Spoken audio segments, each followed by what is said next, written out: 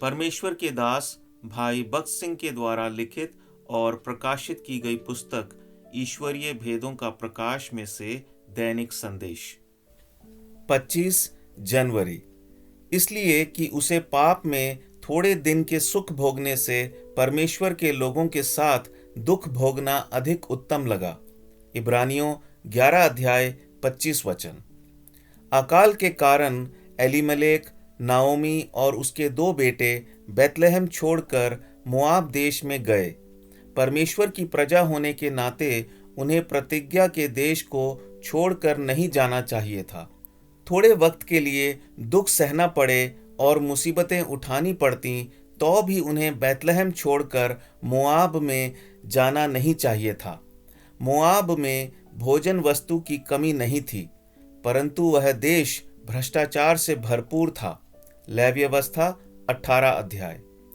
कई लोग परीक्षा और कसौटी के वक्त परमेश्वर के घर से दूर चले जाते हैं और परमेश्वर के लोगों का साथ छोड़ देते हैं। वे ऐसा सोचते हैं कि ऐसा करने के द्वारा वे अपनी समस्याओं को हल कर सकेंगे। अंत में उन्हें ज्ञात होता है कि उन्होंने भारी भूल की है। नाओमी के जीवन से हमें यह चेतावनी लेनी चाहिए। परमेश्वर के घर से कभी दूर मत जाइए। परमेश्वर के सच्चे लोगों के साथ रहने में ही हमारी भलाई है। सताव, परेशानियां और कसौटियां आए तो भी हमें परमेश्वर के लोगों के साथ ही रहना चाहिए।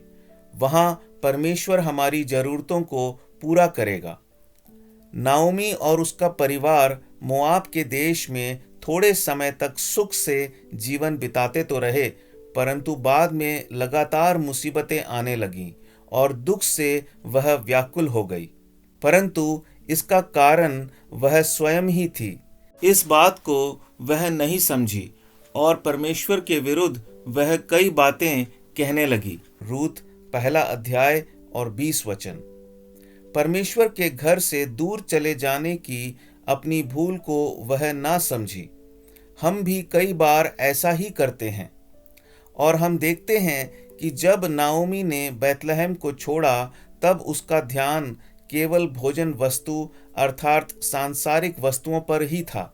बैतलहम में अकाल के कारण भोजन की घटी थी, इसलिए वह वहां से चली गई और बाद में बैतलहम में भोजन वस्तु है ऐसा वह जानकर वहां वह भोजन वस्तु की खातिर वापस आई। कई मसीही ऐसे ही होते हैं। किसी लाभ के लिए, चाहे वह मान, स्थान या सेवा हो या खुद को जिससे तृप्ति मिले वह हो, तो वह कहीं भी जाने को वह तैयार हो जाते हैं। उन्हें परमेश्वर के घर के प्रति सच्ची रुचि नहीं रहती है। जो परमेश्वर के घर के महत्व को नहीं समझते और केवल विवाह, नौकरी या दूसरे सांसारिक विषयों में ही रुचि दिखाते हैं, उनके लिए यहाँ एक संदेश है। ऐसी चाल उन्हें केवल दुख, क्लेश और आत्मिक नुकसान ही की ओर ले जाएगी। प्रभु आपको बहुतायत से आशीष दे।